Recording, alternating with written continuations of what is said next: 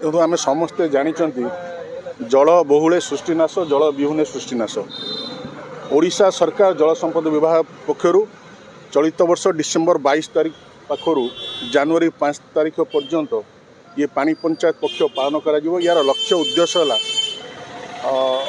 जल संसाधन को किपरि सुरक्षा देहब एवं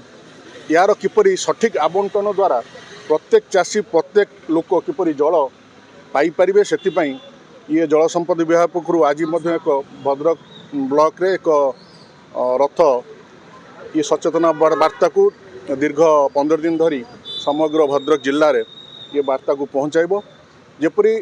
सरकार योजना अच्छी जो माने जो पानी पंचायत गुड़िक उत्कृष्ट काम कर पुरस्कृत करा जल आम समस्ते जानते ओडिशा एक कृषिभित्तिक राज्य एवं कृषि जलर निहाती आवश्यक अच्छे से जल को किपरि सठिक व्यवहार करी अधिक अधिक उत्पादन कर सरकार योजना। धन्यवाद।